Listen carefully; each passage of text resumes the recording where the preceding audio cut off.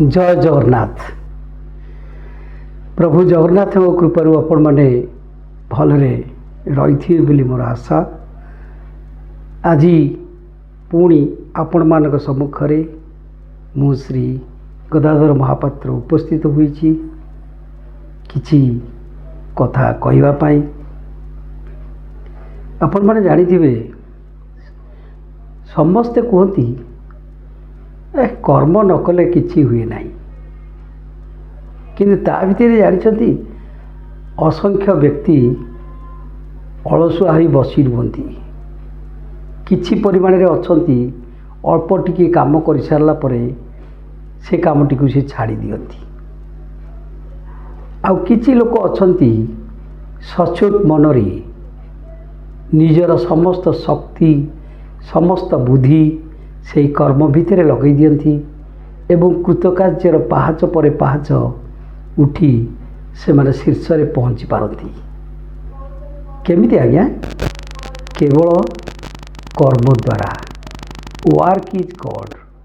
आमे केवल जगन्नाथ मंदिर सम्मुख रे ठिया होई जगन्नाथ को जणैबा जे मते गोटे कर्म दियो, मु कर्म बिना रही पारुनी, मोर पेट अपोषा रोची। जगन्नाथ सेठी हसबे, अरे तते दीटा हाथ देइछि, आखि देइछि, गोड़ देइछि, कौन पाई? चलिबो, काम करिबो, देखिबो, बुद्धि खटेइबो, तापरे जाइकी कृतकार्य हासिल करिबो। तेणु आजिकली दुनिया रे आपण अधिकांश लोक अलसुआ ही रुहति। गोटे छोट उदाहरण देवी। गोटे माली एवं कृषक। गोटे माली हूँ कौन? गोटे छोटिया बगीचार मालिक। किछि गछ लगे थाए, किछि पनीपरिया लगे थाए, किछि फूल गछ लगे थाए एवं तार तत्वावधान से सकाळु संध्या पर्यंत लगी थाए केमिति तार गछ जेतिकी अच्छी भलरे रहिबो। किंतु प्रकृत रे से ही तार कर्मर फल पाई थाए। आश्चर्यर विषय, गोटे कृषकर ढेर जमी थाइकरी भी तार पेट अपोषा हुए। कारण कौन कहले? से केवल ऊपर को अनै रुहे। आज आरंभ करी थाऊ, काली आरंभ करी, ए वर्षा हैनी। तेणु यही भाया से आड़ देखी देखी एमती टाली दिए। तद्वारा कौन हुए? उपास से रुहे। तेणु कर्म को छाड़देले आमे किछि भी करि परिबा नाही। तेणु कहा जाइछि वर्क इज गॉड। कर्म ही भगवान, कर्म ही भाग्य। भाग्य किछि किछि अनुसार साहाय्य करे, किंतु कर्म नथिले भाग्य केबे आसे नाही। मु भाबुछि आपण मानकर मत कौन थिबो, से नियारा थिबो वा भिन्नता थिबो। आउ गोटे गप कहबी। कर्म द्वारा तार निजर असंभव कार्य को मध्य संभव करि पारिछि। आसंतु से छोटिया गल्पटी मु आपनमंकु सुनेबी। अनेक दिन तलर कथा।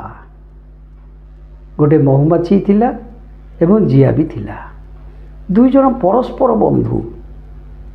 किंतु आश्चर्यर कथा, आज आपण महुमाछी को जेपरी डेणा थिबा अवस्था देखुछंती, सेतेबेले से जिया बड़ी तले माटी रे रहुथिला, तार डेणा नथिला। दुई जन अति घनिष्ठ बंधु।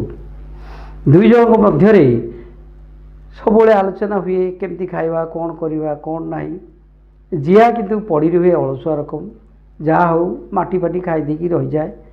किंतु से महुमाछीर मुंडरे पशिला, मु केमती परिश्रम करी, परिश्रम फल निश्चय गोटे भल कर्म करी कृतकार्य हासिल करी। तेणु ता मुंडरे खेलिला। तेणु से जमती थरे जाऊ जाऊ देखिला गछर उपरे बहुत फूल मान अच्छी।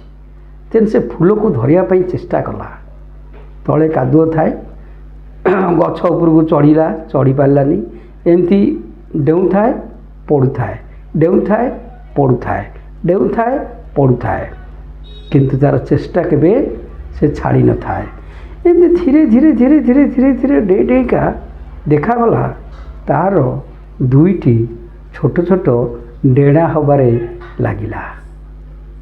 ପୁଣି ଡେଇଁଲା, ଉଡ଼ୁଥାଏ, ଟିକେ ଉଡ଼ୁଥାଏ, ପଡ଼ୁଥାଏ, ପୁଣି ଧୀରେ ଧୀରେ ଧୀରେ ଧୀରେ ତାର କ'ଣ ହେଲା, ଆଜିର ମହୁମାଛି ଭଳି ତାର ଡେଣା ହେଇଗଲା। ସେ ଉଡ଼ିବାକୁ ଚେଷ୍ଟା କଲା, ଉଡ଼ି ପାରିଲା ମଧ୍ୟ। ତେଣୁ ସିଏ କ'ଣ କଲା, ଫୁଲରୁ ଫୁଲକୁ ଉଡ଼ି ବୁଲିଲା ମଧୁ ସଂଗ୍ରହ କରିବାରେ। କୃତକାର୍ଯ୍ୟ ହେଇଗଲା, ମଧୁ ସଂଗ୍ରହ କଲା।